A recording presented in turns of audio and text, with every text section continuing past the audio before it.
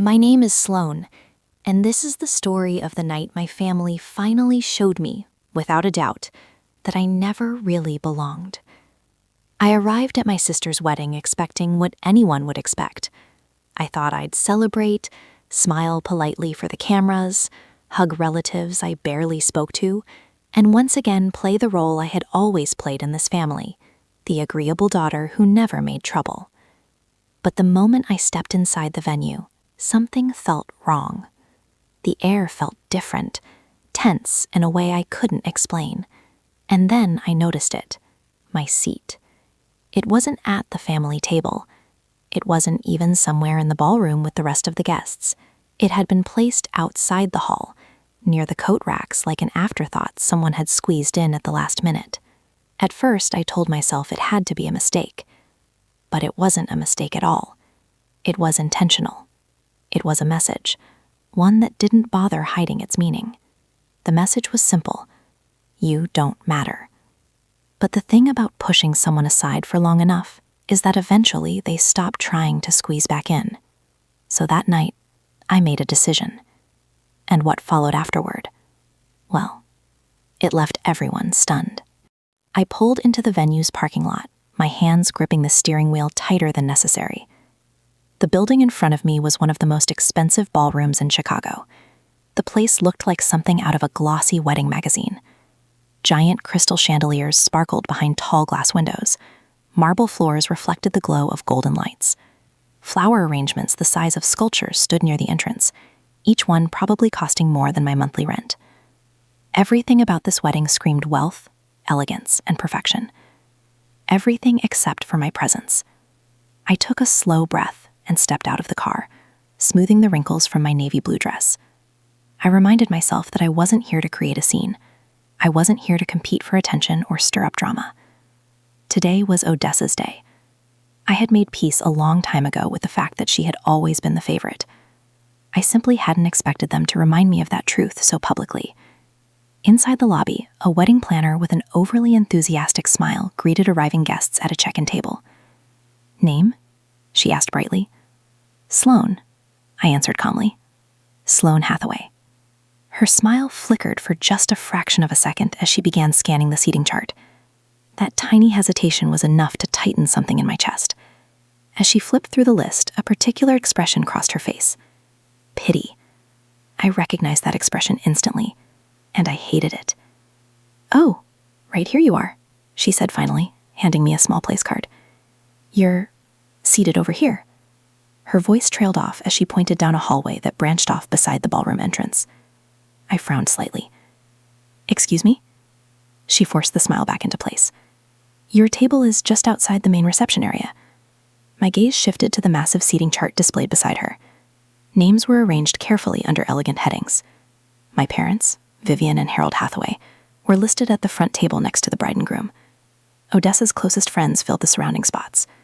Dominic's distant relatives were scattered nearby. Even one of his co-workers' girlfriends had a seat inside the ballroom. But my name wasn't anywhere on that chart. I turned back to the planner. There must be some mistake. Her smile stiffened. "I'm afraid that's your assigned seat." A slow heat began spreading through my chest. Not at some far table in the ballroom, not even near the back of the room. They had placed me in the hallway, like an obligation they couldn't completely ignore but didn't want to acknowledge either. Still, a small, stubborn part of me clung to the possibility that this had all been a misunderstanding. Maybe someone had made an error with the chart. Maybe my mother didn't realize. Across the room, I spotted her standing beside Odessa, fussing with the train of her dress while beaming proudly. My sister looked flawless. Perfect hair, perfect makeup, surrounded by attention and admiration the way she always had been. Odessa caught my eye. She tilted her head slightly. Then she smirked. That expression told me everything. I forced myself to walk forward. "Mom," I said lightly, "can I talk to you for a moment?" Vivian barely glanced in my direction. "Oh, darling, now isn't the best time. Can't you see we're busy?" "It'll only take a second," I said, keeping my tone controlled. She sighed dramatically but stepped aside. Odessa didn't move. Of course she didn't. She just watched us, her smirk widening slightly. "I just checked my seating assignment," I said quietly. "It's in the hallway." Vivian let out a dismissive hum. Well, we had to prioritize immediate family for the main table, Sloane. I blinked. Immediate family? I am immediate family. Vivian laughed lightly, as if the idea was ridiculous. Oh, sweetheart, don't be so dramatic. Odessa finally spoke. Did they mess up your seat? Wow, that's unfortunate, she said with exaggerated sympathy. You know how crazy wedding planning can get.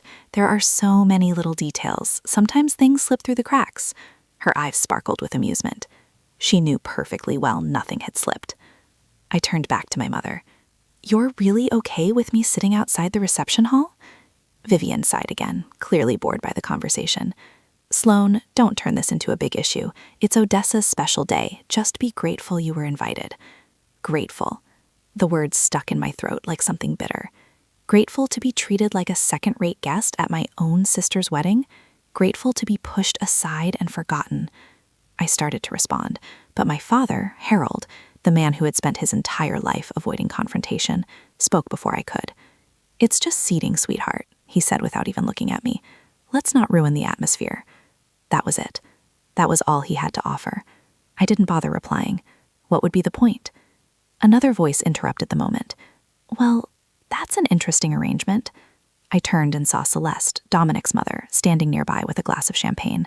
Her gaze moved briefly to Odessa before returning to me. Her expression was difficult to read. Odessa stiffened slightly. Vivian gave Celeste a practiced smile. Oh, Celeste, you know how complicated wedding planning can be. We did our best to accommodate everyone. Celeste hummed softly, clearly unconvinced. She studied me for a moment longer than necessary, as if trying to understand the situation without asking outright. I held her gaze. I didn't know what she was thinking yet. Odessa slipped her arm through her mother's and steered her away. Mom, we should check on the cake before the reception starts, she said brightly. And just like that, the conversation ended. The ballroom around me buzzed with laughter, music, and clinking glasses. A celebration was happening all around me, yet I wasn't truly part of it. I was present, but not welcome. I turned away, my pulse pounding. Not toward the hallway, not toward the seat they had assigned me. I looked down at the small place card still in my hand. My name was written across it in elegant cursive lettering. I flipped it over once, then again. After a moment, I placed it quietly on a nearby tray. If they thought I was simply going to accept this arrangement, they clearly didn't know me as well as they believed. I stood in the dim hallway for a moment, leaning against the cool wall, as laughter, music poured from the ballroom doors. The sense of isolation wasn't new to me, but the humiliation tonight cut deeper than usual. It felt like reopening an old wound. This hadn't been accidental. They wanted me to feel small, unimportant, invisible. And the worst part was that it worked. A familiar ache spread through my chest, bringing with it memories I had tried for years to ignore. My mind drifted backward before I could stop it. 3 years earlier, I had been visiting my parents' house, wandering through my old bedroom. Dust had gathered in the corners. Books from my childhood sat untouched on the shelves. The photographs on the wall showed frozen moments from a life I had slowly drifted away from. I wasn't looking for anything. I was just passing time while my mother prepared an elaborate dinner for Odessa's visit. Everything always revolved around Odessa. Then I noticed a small leather notebook tucked inside my mother's nightstand drawer. At first, I almost left it alone, but something about the way it was hidden made me curious. Inside were pages filled with carefully written notes, memories, observations, details about Odessa, her birthdays, her accomplishments, her struggles, lists of her favorite foods, the names of her childhood friends, even small notes about which gifts she had genuinely loved and which ones she had pretended to like out of politeness. Page after page. I kept flipping through the notebook, searching for something, anything about me. There was nothing. Not a single mention. Not a memory. Not even a passing thought about her other daughter. It felt like I had never existed. I stood there gripping the notebook so tightly my hands began to ache. Years of quiet doubts suddenly felt confirmed in ink. When my mother walked in and saw me holding it, she barely reacted. "Oh, honey," she said casually, "you've always been so independent. I never had to worry about you the way I worry about Odessa." She said it like it was a compliment. Like that explanation erased everything. She had written down every detail of Odessa's life, and not one thought about me had been worth recording. That was the moment I understood something clearly. I had always been alone in this family. The present rushed back around me as Odessa's laughter echoed across the room like a blade slicing through the air. The memory of that notebook still weighed on my chest. I glanced once more at the table they had assigned to me. The insult of it. The deliberate cruelty. If my family wanted to remind me exactly where I stood, then the message had been received. I took a sharp breath and pushed myself away from the wall. If they had already decided I didn't belong, maybe it was time I stopped pretending that I did. I stepped toward the ballroom entrance, my thoughts racing. But before I reached the doorway, I noticed Dominic standing near the bar. He held a glass of whiskey in his hand, though he wasn't drinking it. His eyes weren't scanning the crowd the way a groom usually does at his own wedding. Instead, he was staring at something with unmistakable uncertainty. Then he looked at me. He exhaled slowly and set the glass down before walking over. "Sloane," he said. His voice was steady, but something about it sounded off. I raised an eyebrow. "Dominic."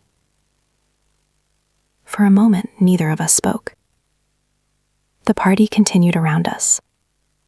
Guests laughed. Music played.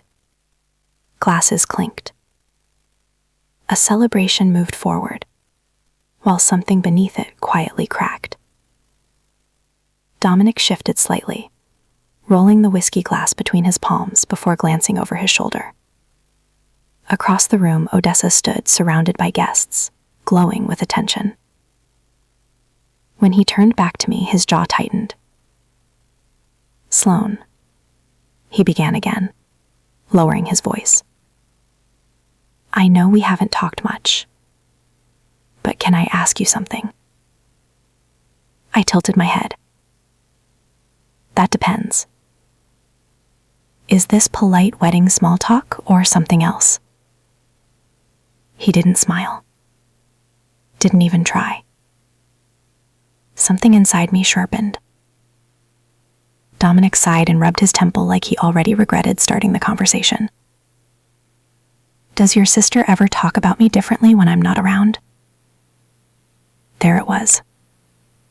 One question. One crack in whatever story Odessa had been telling him. For a moment, I considered lying. Maybe out of habit. Maybe because exposing the truth in the middle of a wedding was dangerous. But then I remembered the hallway seat and Odessa's smirk. I remember my mother's dismissal. And I remember who Odessa really is. I glance at his whiskey glass. "You should probably take a sip of that first." Dominic tenses. Then he lifts the glass to his lips and downs the whole thing. "Dominic," I say carefully, "I don't think you know Odessa as well as you think you do." His jaw tightens. I was afraid of that. Silence stretches between us. Thick and suffocating. "She's been acting different," he finally says.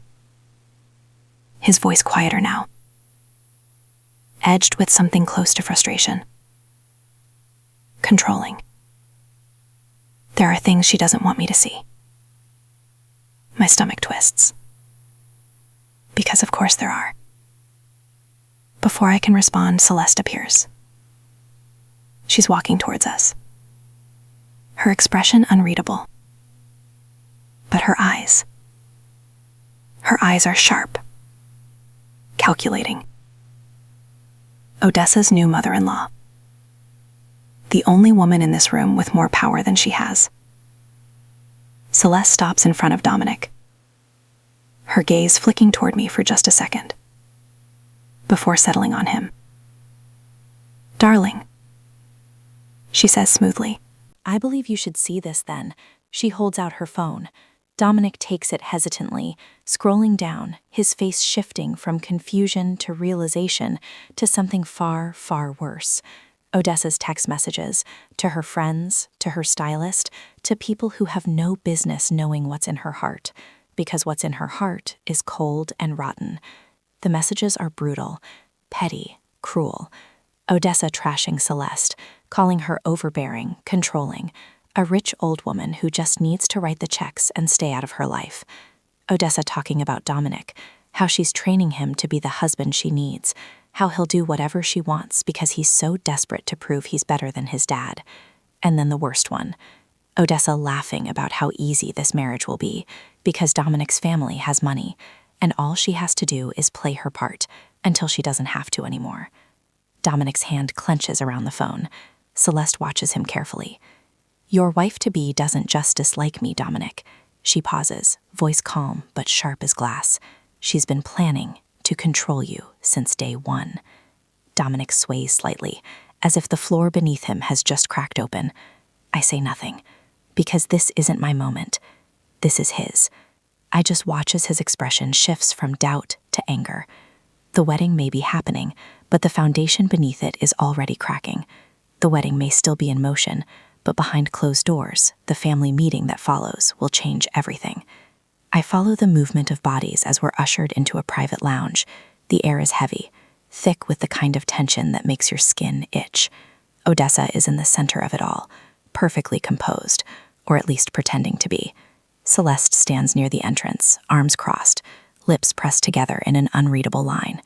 Dominic lingers by the bar, his whiskey untouched, his shoulders rigid. Vivian, of course, is already speaking, already smoothing, already making excuses. This is all just a misunderstanding, she says, offering a thin, forced smile. Emotions are high. It's a wedding after all. Let's not let a little family tension. Celeste cuts her off. Family tension, she echoes, eyes narrowing. Vivian, this isn't tension. This is a revelation. Odessa lets out a mocking scoff, arms crossing over her designer gown. You've seriously dragged us in here for this? She turns toward Dominic, voice dripping in sugar. Baby, tell me you don't actually believe this nonsense. Dominic doesn't answer. He doesn't even look at her. Vivian reaches for his arm, her voice softer now. Dominic, sweetheart, you have to understand. Odessa has been under a lot of stress. Planning a wedding is exhausting. People say things they don't mean. Celeste's lips curl. Funny because she seems to mean every word when she talked about controlling him. Odessa's jaw tightens, but before she can fire back, Harold speaks, and the entire room stills. Vivian, stop. The words are quiet, but they land like a gunshot.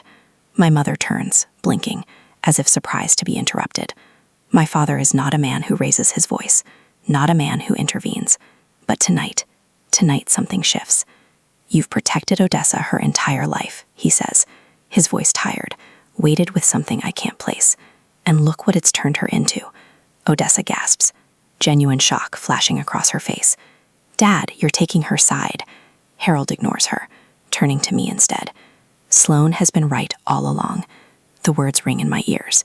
My breath catches. My mother physically recoils. For the first time in my life, my father is choosing me. Vivian shakes her head, laughing nervously, as if this is some kind of mistake. Harold, don't be ridiculous. Odessa is a liar. Dominic speaks, before he even realizes it. His voice is raw, like he's just now waking up to the fact that he's been sleeping next to a stranger. Odessa hails. Excuse me? I take a slow step forward, locking eyes with my mother. I need her to understand this moment. I need her to feel the weight of it. If you keep covering for her, I say quietly, you will lose more than just me, Mom. For the first time, Vivian falters. Odessa sees it, and she panics. Her voice sharpens, desperation creeping in. You're all turning against me because of her. Celeste lets out a slow breath, taking a sip of her drink before delivering the final blow. We're turning against you because we finally see you for what you are, Odessa. Physically flinches, her breath shuddering, eyes darting from face to face. She has always been in control. Until now. A wounded animal is the most dangerous kind, and Odessa has no intention of going down quietly. The air in the private lounge is suffocating, charged with something electric, something sharp. No one moves, no one speaks, as if any sudden motion might detonate the tension coiling in the room. Odessa stands rigid, her breath shallow, her fingers clutching the fabric of her gown so tightly that the seams strain. She's losing control, and she knows it. Vivian's grip on her daughter's arm is firm, her voice low but desperate. Odessa, stop. But Odessa doesn't stop. She can't. She won't. Across the room, Dominic hasn't said a word. His silence is heavier than any accusation, a weight pressing down on Odessa's carefully built world. I glance at him, the man who just pledged forever to my sister, and I see the doubt in his eyes. More than doubt, something colder. Disgust. A flicker of satisfaction sparks in my chest, but I bury it. This isn't over. Not yet. Odessa exhales sharply, then turns to me, eyes narrowed. You think you're so smart, don't you? Her voice is quiet, controlled, but there's a tremor beneath it. I meet her gaze. I don't have to think, Odessa. I know. Her lips curl, but it's not a smile. It's something darker, more brittle. You've always been jealous of me. The accusation is so absurd, so predictable that I almost laugh. Almost. Instead, I tilt my head. Jealous of what? The fact that you have to manipulate and lie just to make people stay in your orbit? I gesture to Dominic, to Celeste, to our own parents. Look around, Odessa. Your world is shrinking. Her jaw clenches, and then I go for the kill. You played your game well, I say, voice measured, even. But you forgot one thing. I know who you really are. Odessa flinches. It's subtle, but it's there. Vivian sucks in a sharp breath. She knows I'm not bluffing. I step forward, my voice soft, but unwavering. I know about the money, the texts, the things you've said about your own husband. I glance at Dominic. The things you've said about his family. Dominic stiffens. Odessa's face drains of color. And then for the first time in her life, my mother pleads with me. Vivian turns, eyes wide, hands shaking. Sloane, she whispers. She's still your sister. You don't have to do this. A beat of violence. And for a split second, a fraction of a moment, I hesitate. Not because I feel sorry for Odessa, but because my mother has never looked at me like this before.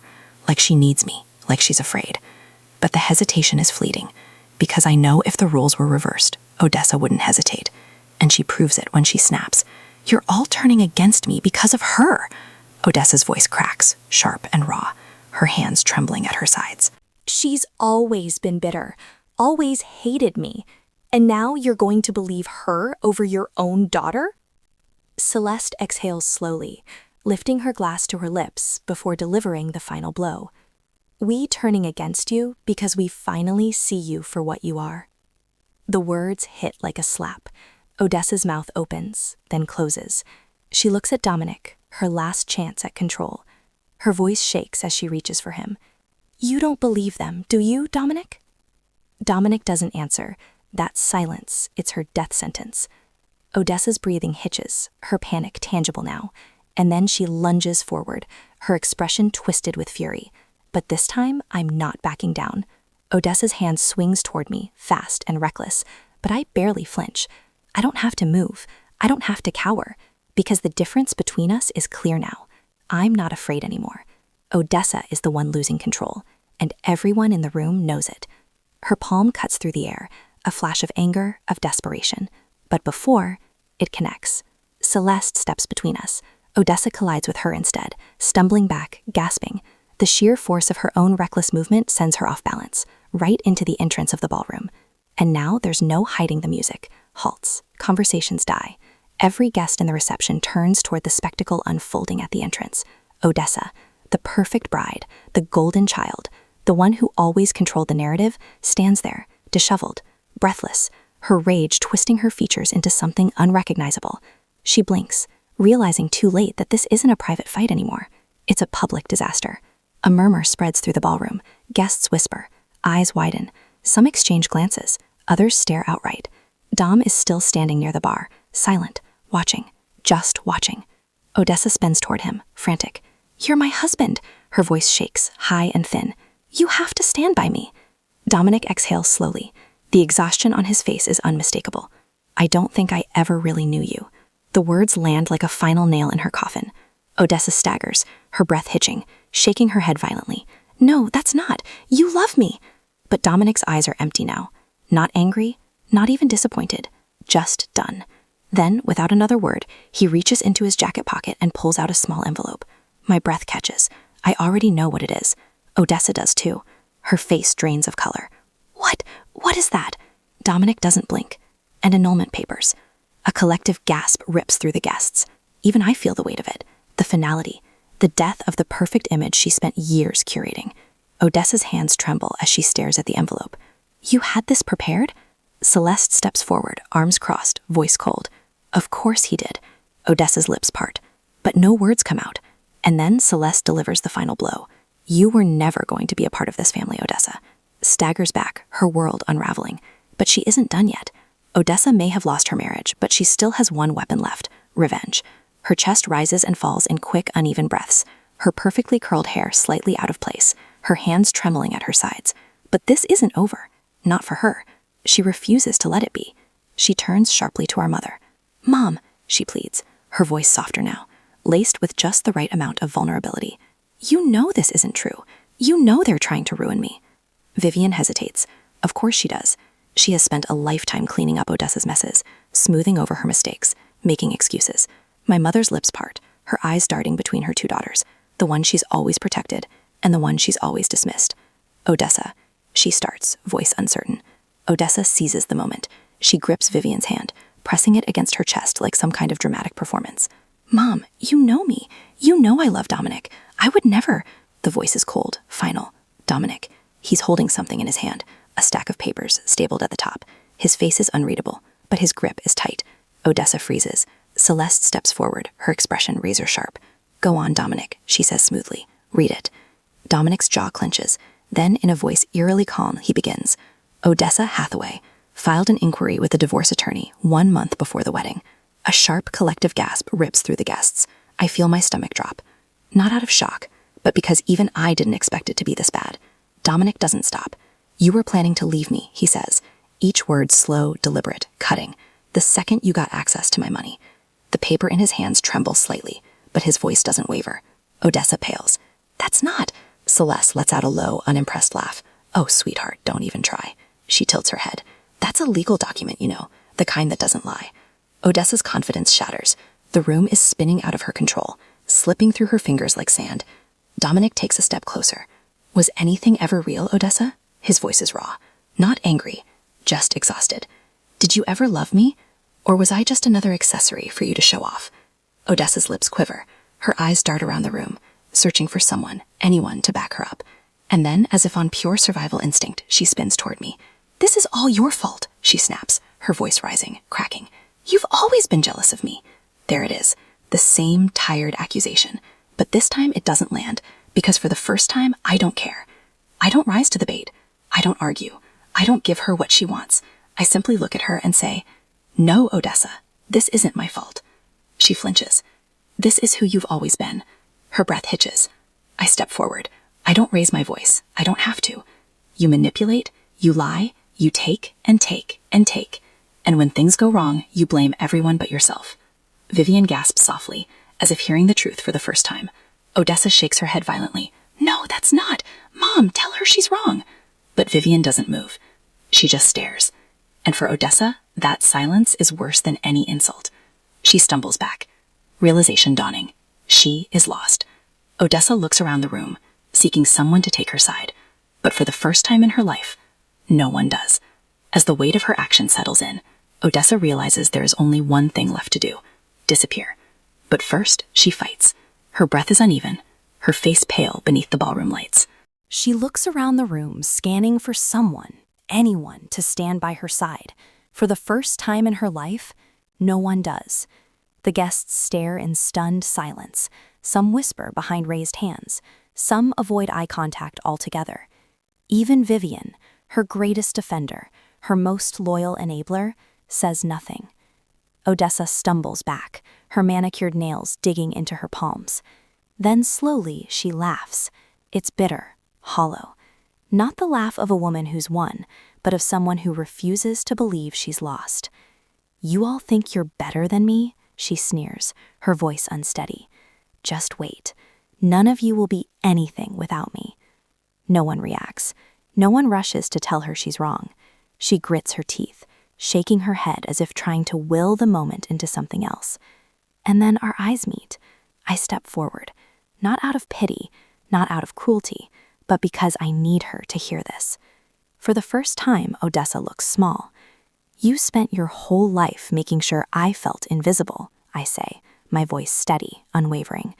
But look around, Odessa. I watch as her throat bobs, as her breath hitches. You're the one no one sees anymore. She blinks, and for a split second, something in her cracks. Then, just as quickly, she shoves it down. She steps back, shaking her head, laughing again. But there's nothing behind it. No, you don't get to do this, she spits. You don't get to be the hero in this story. I exhale slowly. She still doesn't understand. This isn't a story, Odessa. This is just the truth. Her mouth opens, but nothing comes out. She turns to our mother. Vivian's arms are wrapped around herself, her lips slightly parted, her expression shattered. Tears shine in her eyes, not for Odessa, not for me, for what she allowed to happen, for what she let Odessa become. She stares at me, really looks at me, for the first time in years. And I know she sees it now. The damage, the choices, the consequences. But it's too late. I won't stay to watch the aftermath. I take a breath, shoulders back, and turn toward the exit. No dramatic speech, no second glance, just a quiet final decision. I walk out, stepping through the heavy ballroom doors into the crisp night air. The cold fills my lungs, sharp and cleansing. And as I stand there, staring at the city lights stretching out beyond the courtyard, I feel it. A new beginning waits beyond the doors. The past may still linger, but I finally learned that not all endings need closure. It's been a week since the wedding, a week since I walked out and left them all standing there, staring, speechless, unsure what to do without me playing my role. The fallout came fast. I glance at my phone, scrolling through the missed calls and unread messages, most of them from my mother, some apologetic, some defensive. Vivian Hathaway doesn't know how to lose. She doesn't know how to navigate a world where I'm not desperately seeking her approval. Odessa, meanwhile, silent. No social media posts, no cryptic captions, no carefully curated illusions of perfection. She disappeared from public view, the way a fallen queen disappears from history. And the family group chat, still active, still buzzing with updates, jokes, inside references, just without me. I should feel hurt. I should feel the sting of exclusion. But I don't. For the first time, I don't need to be part of something that never truly included me to begin with. The call comes later that evening. I let it ring twice before answering. Vivian's voice is hesitant. I know I've made mistakes, she says, as if it's that simple. I say nothing. She exhales shakily. I don't know how to fix this. I close my eyes, leaning back against my couch. There's nothing to fix. Some wounds don't heal. Some shouldn't. But I don't say that. I don't say anything. She waits, like she's hoping I'll hand her a script, tell her how to make this all go away. But I won't, and eventually she realizes it. I just wanted you to know, she murmurs, before the line goes dead. Later that night, I get another message. Not a voicemail this time, not a plea, an invitation. Dinner, a quiet, unspoken truce. For the first time, I consider saying no, not out of anger, not out of resentment, but because I don't need their validation anymore. I stare at the message, at the weight of it, and I realize something. This isn't about them choosing me anymore. It's about me choosing myself. I walk through my apartment, stopping by the small bookshelf near the window. Old photographs sit there, framed moments of a life I once wanted so badly to belong to. I pick one up, a Christmas photo from years ago, Odessa front and center, radiant as always, Vivian beside her, hand on her shoulder, and me on the edge of the frame, like an afterthought. I set it down, and I don't pick it up again. Instead, I step toward the window, breathing in the stillness of the night. The city stretches out before me, endless, full of possibilities, and for the first time, I feel it. Freedom. Before we end this story, let me leave you with something important. If there's one thing I've learned, it's this. Family isn't about blood. It's about respect, about knowing your worth, about refusing to beg for a seat at a table that was never meant for you. For too long, I believed I had to earn love, that if I worked hard enough, stayed quiet enough, sacrificed enough, eventually they'd see me, they'd choose me. But the truth, sometimes the best thing you can do, the strongest thing you can do, is walk away. Not every story needs closure. Not every wound heals with an apology. And that's okay. Because the real healing, the real power, that comes when you choose yourself. So let me ask you, Have you ever had to walk away from something or someone to protect your own peace? Have you ever realized that staying would cost you more than leaving ever could? Drop a 1 in the comments if this story resonated with you, or tell me where you're watching from. I love hearing your stories, your experiences. And if you want more stories like this, real, raw, and filled with lessons we all need, hit that subscribe button, because trust me, there's more to come. Thank you for watching, and remember, choosing yourself isn't selfish, it's survival.